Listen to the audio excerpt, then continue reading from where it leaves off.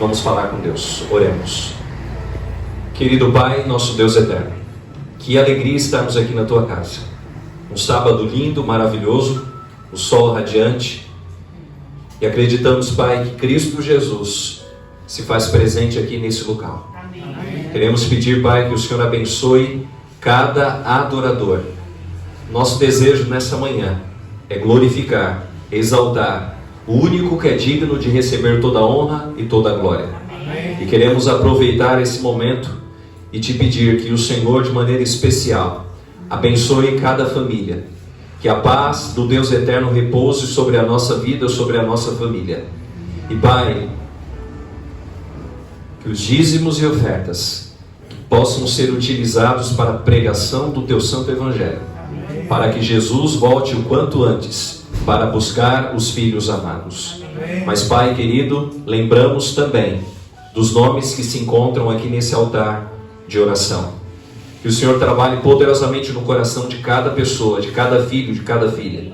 E que esse ano, Pai, esses Teus filhos e essas Tuas filhas possam entregar o coração ao Senhor, passar pelo batismo e ter o nome escrito no livro da vida. Amém. Pai querido, agora prepare o nosso coração para a mensagem dessa manhã. Que a mensagem dessa manhã traga esperança ao nosso coração, produza acima de tudo salvação para cada um dos Teus filhos. Fique conosco, nos dê um sábado feliz, em nome de Jesus. Amém. Amém. Bom sábado, igreja. Bom sábado. É sempre uma alegria estar aqui com vocês. Faz um mês e pouco, né, que eu estive aqui com Alice. E é um prazer estar aqui novamente. Quando me chamaram para falar hoje para vocês, me lembraram de um detalhe, de que hoje é o sábado da mulher missionária, né?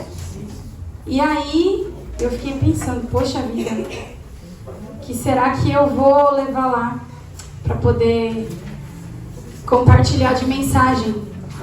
E recentemente assim, já tem uns 2, 3 meses, eu tinha feito uma mensagem lá na Igreja Central que conta a história de 2 mulheres. E eu falei, por que não, né? No sábado da mulher missionária, a gente contar a história de 2 mulheres.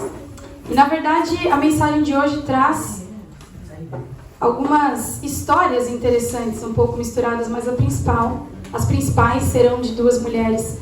E o título dessa mensagem chama-se A Síndrome do Impostor. Não sei quantos aqui já ouviram falar, mas a gente vai falar um pouquinho sobre isso. E para começarmos então nesse assunto, eu queria mais uma vez convidar vocês para que nós possamos orar juntos.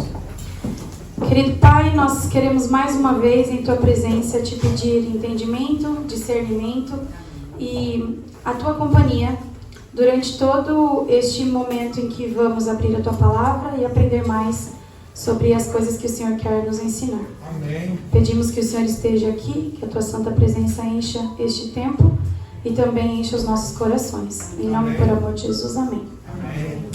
Conta uma história, essa não é a de 2 mulheres, mas é a história de um homem chamado Lawrence. Ele era da Arábia e depois da guerra, ele levou alguns dos amigos sheiks que ele tinha lá para a Inglaterra, para conhecer a Inglaterra depois da guerra.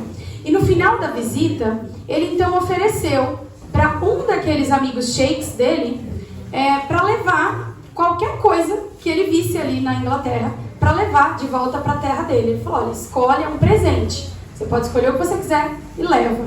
E aí ele ficou surpreso quando então o sheik levou ele até o quarto onde ele estava hospedado. Abriu a porta lá do banheiro e apontou para uma torneira e falou, eu quero levar essa torneira para casa. E o Lawrence então ele ficou surpreso porque ele entendeu ali qual era a confusão na cabeça daquele sheik. Só quem vive num ambiente árido, como é o deserto, como são aquelas terras, poderia entender que na cabeça daquele sheik, ele achava que era a torneira que produzia água e que seria o suficiente ali para matar a sede de qualquer um que tivesse acesso àquela torneira. E era por isso que ele queria levar aquela torneira de volta para casa, porque ele imaginou que assim não seria mais tão difícil matar a sede e carregar a água naqueles dias, no ambiente onde ele vivia. E existem muitas imagens ilustrativas na Bíblia que muitas vezes não são assim tão familiares a nós, porque nós temos acesso à água. Muitas dessas referências e dessas imagens ilustrativas nós encontramos com as palavras águas vivas. Algumas delas aparecem também em passagens como naquela onde Jesus disse que aqueles que nele crerem, deles fluiria fontes de água viva. Quando a gente lê esse texto numa situação aqui comum, onde a gente vive, aonde é fácil a gente ter água em casa, aonde nós não precisamos andar longas distâncias para poder matar a sede ou até mesmo para poder pegar água para tomar um banho, a gente talvez não consiga entender muito bem esse tipo de ilustração. Mas naquele lugar, para aquelas pessoas para quem Jesus disse isso, naquele momento aonde essas palavras foram ditas, era mais fácil da gente começar a entender o que é que Jesus queria dizer. Água viva na Bíblia significa água corrente, que vem mesmo de uma fonte, ela provém de uma fonte. E é como se fosse um rio que transborda nas estações chuvosas. Só que naquele lugar, as estações chuvosas, o período, os meses ali em que chove, são poucos meses. Eles não são muitos, eles não são abundantes, igual em outras regiões, como aqui, por exemplo, onde nós vivemos.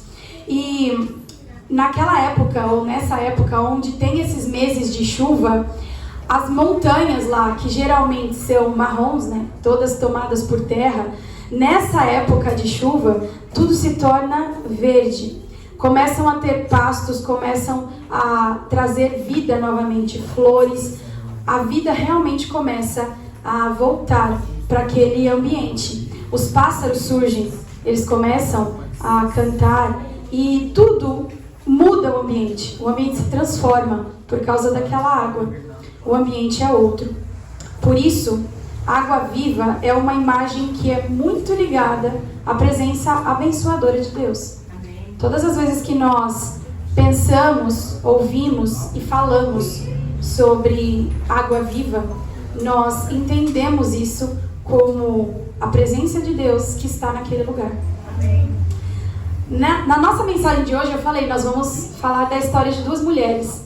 A primeira delas está em 1 Samuel, no capítulo 1, nos versículos de 4 a 7. Então eu convido todos vocês a abrirem a Bíblia comigo, para que nós possamos ler estes versos. 1 Samuel, capítulo 1, versículos do 4 ao 7.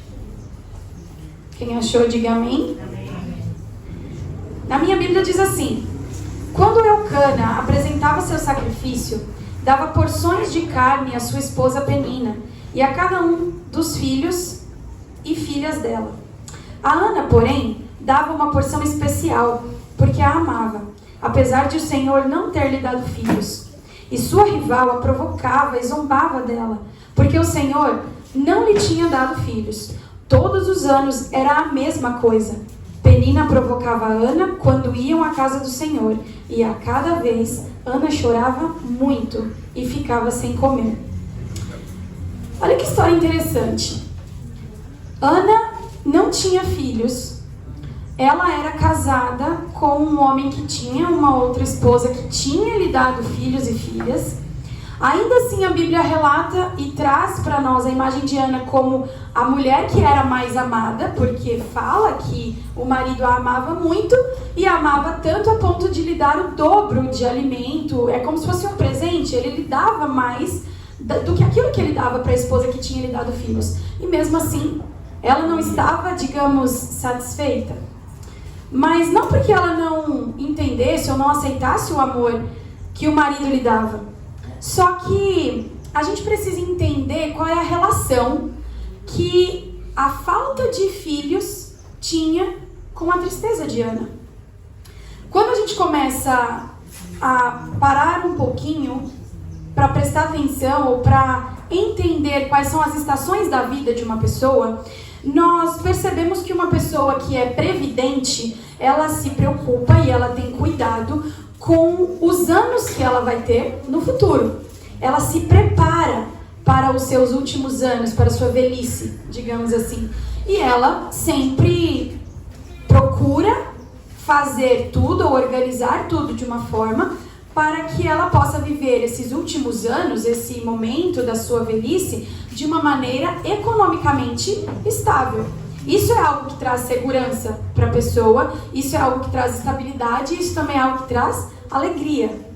Só que quando a gente vai, né, volta no tempo e vai até o mundo onde Ana vivia, a gente começa a entender que não ter filhos naquela situação era como não ter aposentadoria. Não ter filhos significava não ter alguém que cuidasse de você na sua velhice.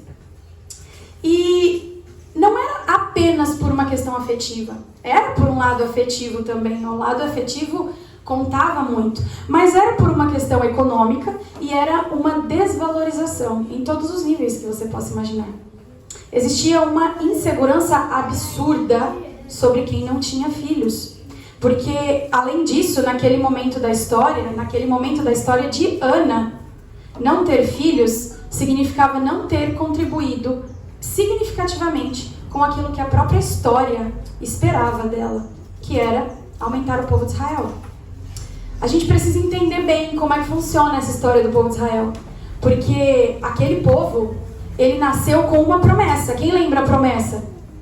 Era uma promessa de quê? Qual foi a promessa que foi dada a Abraão? Filhos. Uma numerosa nação, exatamente. Então, se era um povo que nasceu com uma promessa de ter filhos, não ter filhos em Israel significava que você não contribuiu em nada para a história daquele povo, para a história da nação escolhida de Deus. Era como não pertencer àquela nação. E agora Ana, aquela mulher que estava ali, no desespero da sua velhice, sozinha, ela então não se aceita como alguém que não tinha contribuído para a história do povo de Deus. Ela queria ter filhos, ela chorava por isso. E diante de todos ao seu redor, ela se sentia um fracasso. A Bíblia diz isso. A outra esposa do marido dela zombava dela, provocava. Por quê? Porque ela não tinha filhos. Porque ela não tinha contribuído para a história do povo. E ela se sentia um fracasso. Quantos aqui já se sentiram um fracasso? Não precisa levantar a mão. Mas todos aqui, com certeza, já tiveram algum momento na história da sua vida. E isso em todos os aspectos. Eu falo porque eu mesma já me senti assim em algumas áreas da vida. Em uma delas, na parte profissional, foi logo que eu cheguei aqui em Foz. Quando nós estávamos para voltar aqui para o Brasil, eu comecei a procurar emprego. Eu preciso trabalhar, né? Eu sou professora, não sei quantos aqui sabem, acho que a maioria sabe, eu sou professora de matemática. E eu já tinha pelo menos uns 10 anos de experiência quando a gente foi mudar aqui para Foz, quando eu viria para cá. E eu falei, eu preciso encontrar um emprego numa boa escola. E aí a gente começa a procurar nas grandes escolas, porque você pensa, numa escola grande tem mais chance de ter vaga para, né, de repente, conseguir um trabalho. E aí eu fui, mandei currículo para várias escolas. E a primeira escola que me chamou para fazer entrevista, o Ângelo.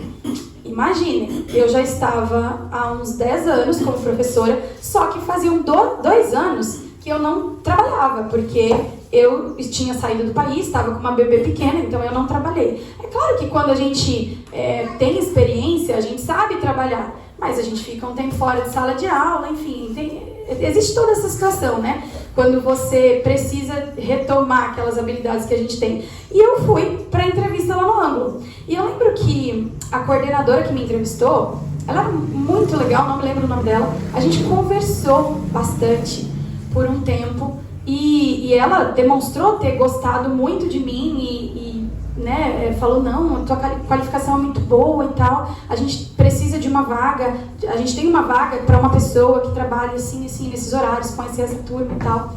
Falou, e assim, tá tudo muito bom. Só que você vai precisar fazer uma aula experimental para os chefes aqui, né? Os coordenadores da escola e tal. E eu falei, tá bom, vamos lá. Me preparei para a aula, mas assim, não sei quantos aqui trabalham com crianças e adolescentes, tá? Gente, dar aula para uma sala com 30 crianças é completamente diferente de você dar aula para uma sala com 5 adultos que estão anotando tudo que você está falando e te avaliando. E eu fiquei em pânico quando eu entrei na sala. Eu fui lá, consegui dar a aula que eu tinha preparado, mas eu estava muito nervosa. E quando eu saí de lá, eu sabia qual seria a resposta. Independente do quanto a coordenadora tinha gostado de mim ou não, eu lembro de ter visto no olhar das pessoas que estavam lá me avaliando e pensado, não vai ser dessa vez. E não foi. E eu me senti um fracasso por isso, como profissional. Só que teve um outro momento, uma outra história de fracasso que foi muito mais dolorida. Eu já contei aqui, num outro momento, num outro sermão, que o meu sonho de vida sempre foi ser mãe. Então, eu tive um tempo sem conseguir engravidar. E quando a Tina nasceu, ela era a realização da minha vida. E quando ela estava com 5 meses, nós fomos então para os Estados Unidos. E aí, a gente ficou hospedado na casa de algumas pessoas, até que nós conseguimos, depois de um tempo, alugar um apartamento pra gente. Mas enquanto nós estávamos hospedados na casa de um pastor que nos recebeu lá, eu passei por uma situação com a Tina que eu me senti a mãe mais fracassada da face da terra. Eu não sei quantos aqui já carregaram crianças pequenas que não sabem andar. Mas não é uma tarefa muito simples. Para vocês entenderem como era a situação lá, a casa em que nós estávamos hospedados era um sobrado. Então, nós estávamos hospedados num quarto no 2º andar.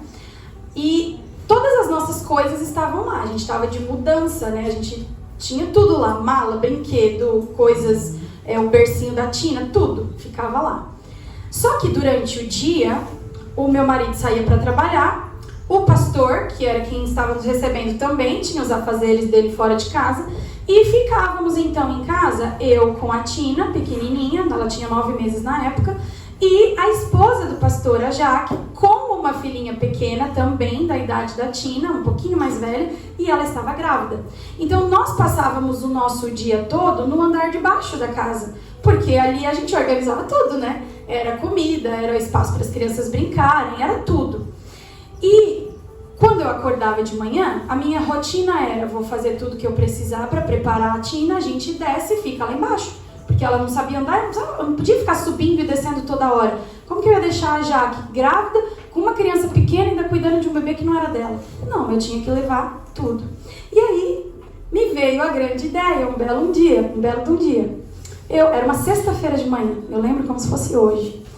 Eu arrumei a Tina, coloquei ela em cima da cama sentadinha e fui e olhei para as coisas que eu precisava levar para baixo.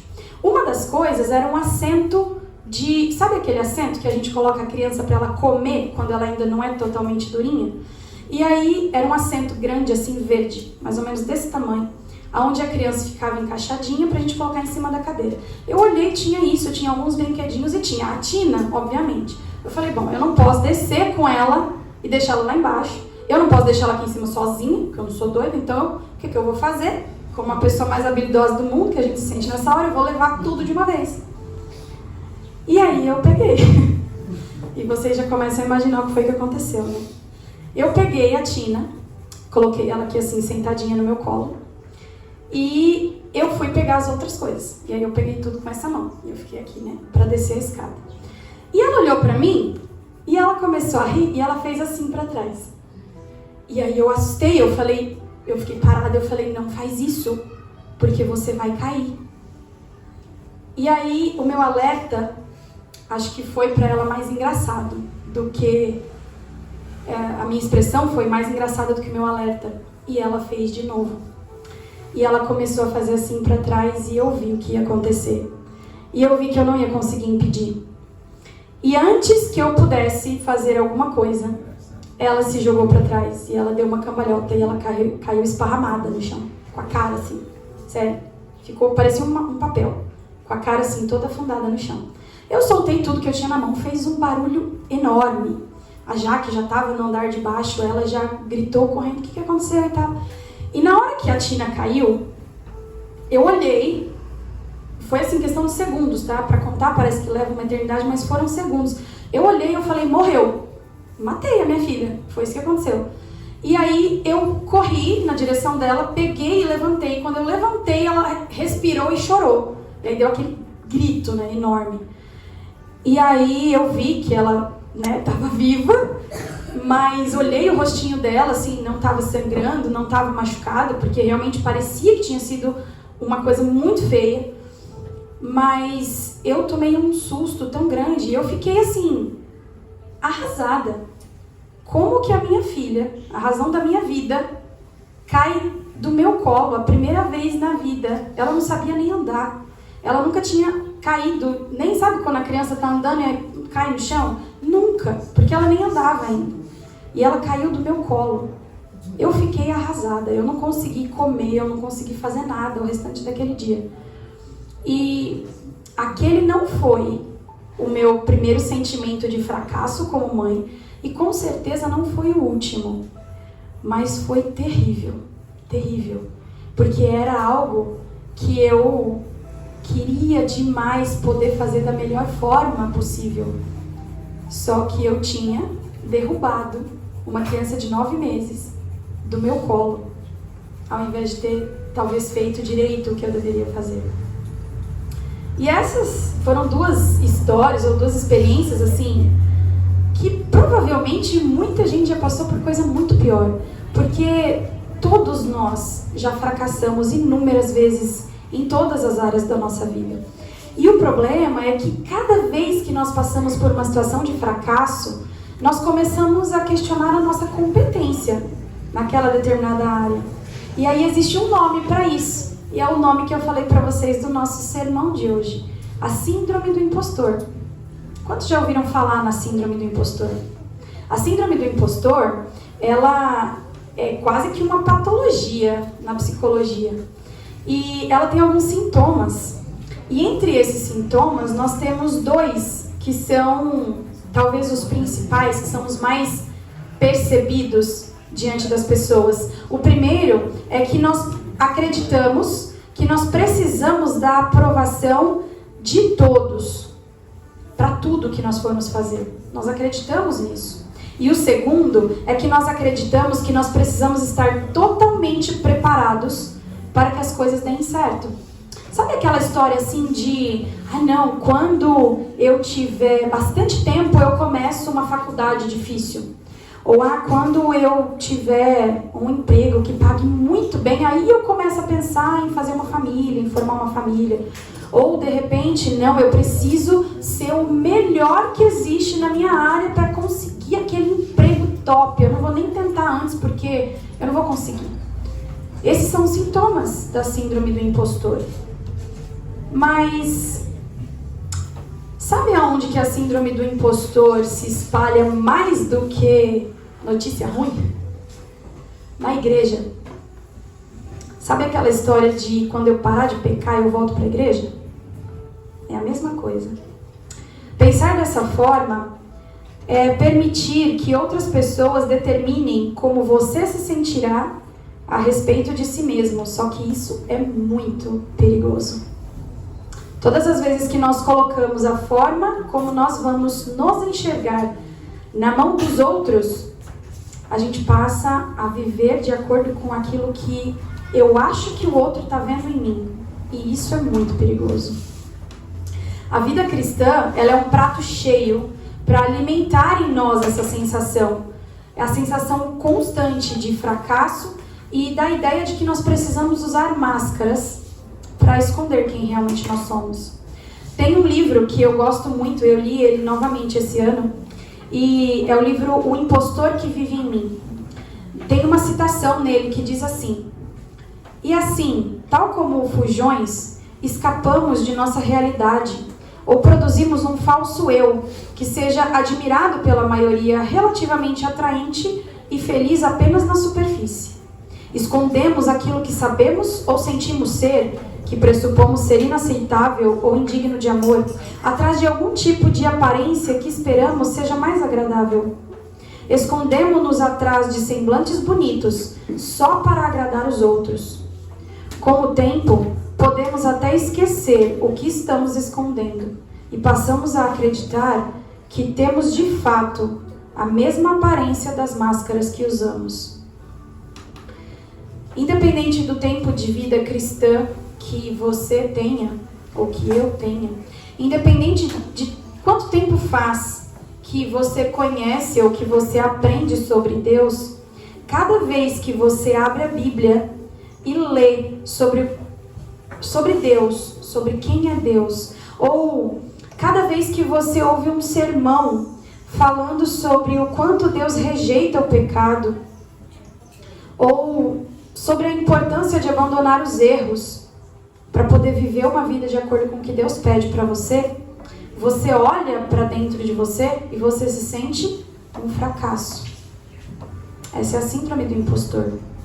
Esse é o reflexo que você enxerga quando você olha no espelho. Alguém que comete erros imperdoáveis. E nesse momento acontece uma coisa que é inevitável. Porque a gente olha para todos os cristãos ao nosso redor. Esses cristãos que têm a vida perfeita, que são imaculados e irrepreensíveis. E então, a gente começa a perceber que duas coisas acontecem dentro da gente.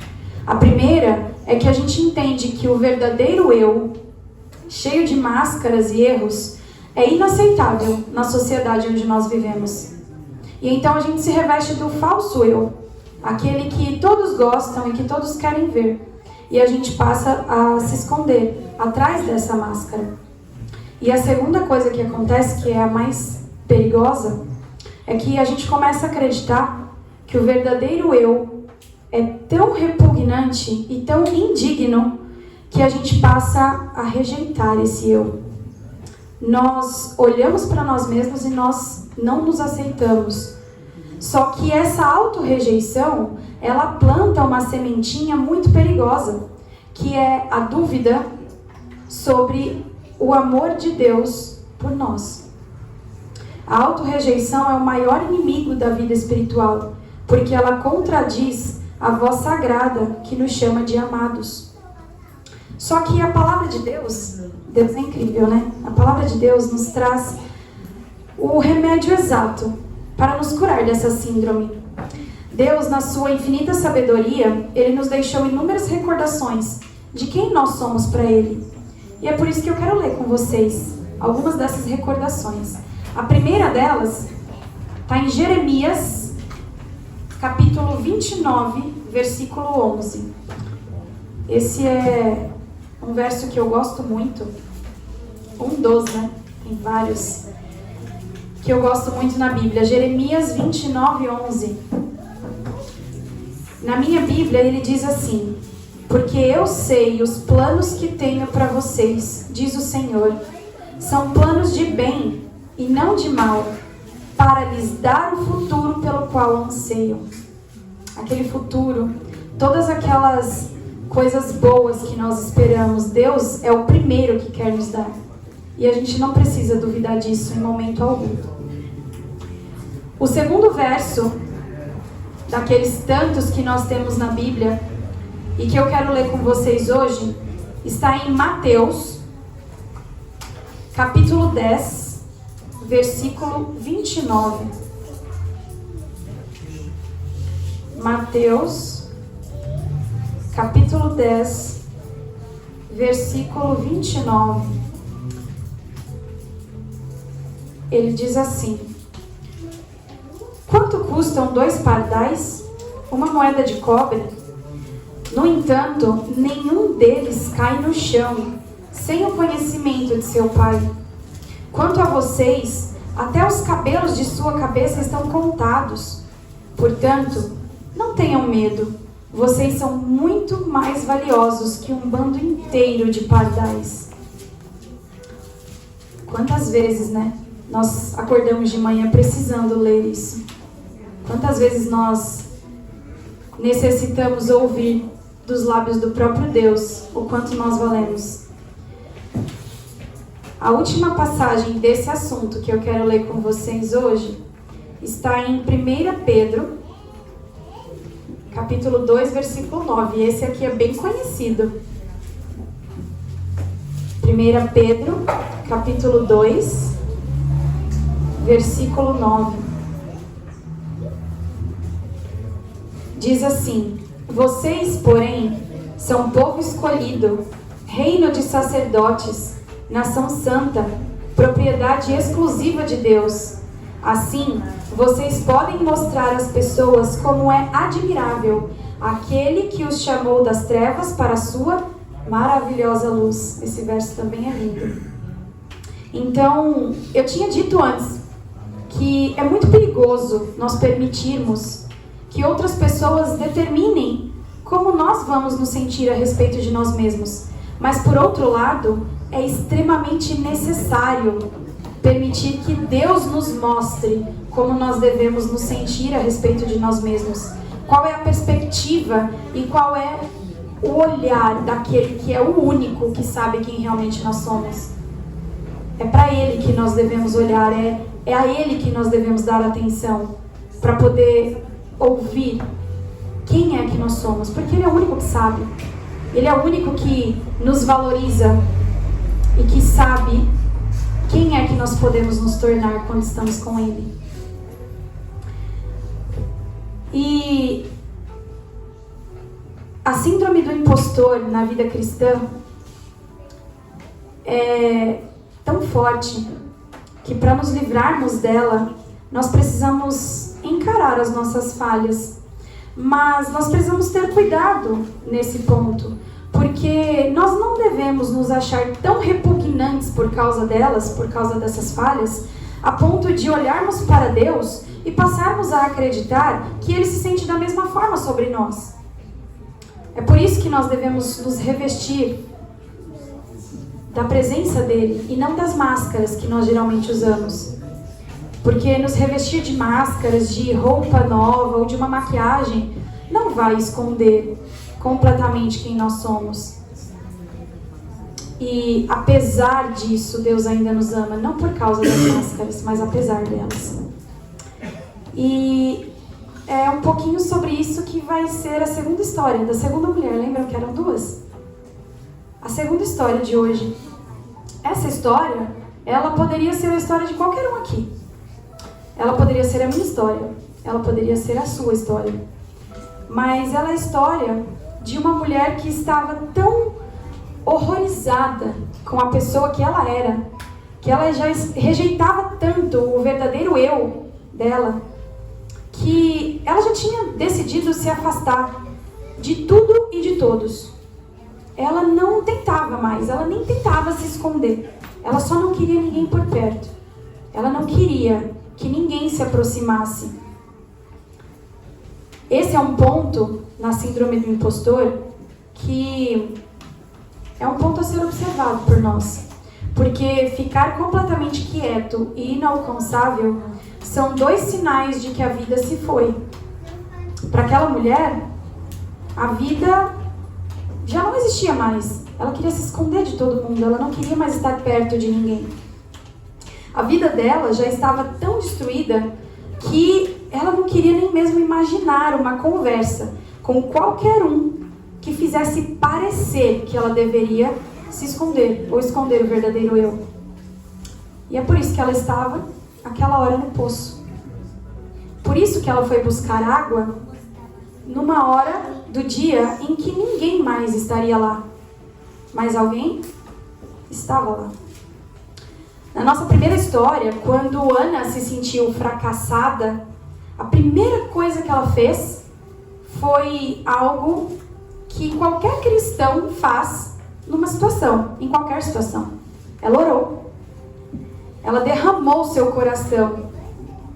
E o verdadeiro eu que ela tinha diante daquele, que era o único que podia resolver o problema dela. Mas quando a mulher samaritana se sentiu fracassada diante daquele judeu, que de repente ele pediu água, mal sabia ela que desde a sua primeira resposta até a última resposta dele, aquela conversa toda era uma oração de uma vida. A oração que a faria perceber que ela ainda era uma cristã. Você conhece a história. Jesus lhe pede água e ela tenta dispensá-lo usando os argumentos sociais da época. Não fala comigo. Você não vai querer ser visto falando comigo. Eu não mereço sequer que você olhe para mim. Mas Jesus enxergava nela aquela que ela mesma já havia deixado de ver há muito tempo. Jesus viu a dor, Jesus viu a luta, viu o verdadeiro eu que ela carregava tão escondido há tanto tempo atrás. E ele fez por ela aquilo que ele prometeu fazer por cada um de nós. Por isso é que a água viva é uma imagem tão ligada à presença abençoadora de Deus.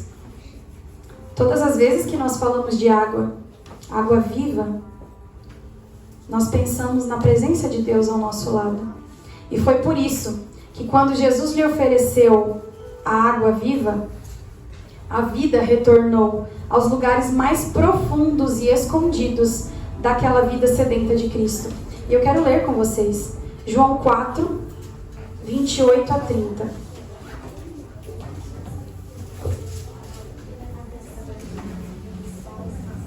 O Evangelho de João, capítulo 4, a partir do verso 28. Diz assim: a mulher deixou a sua vasilha de água junto ao poço e correu de volta para o povoado, dizendo a todos: venham ver um homem que me disse tudo o que eu já fiz na vida. Será que não é o Cristo?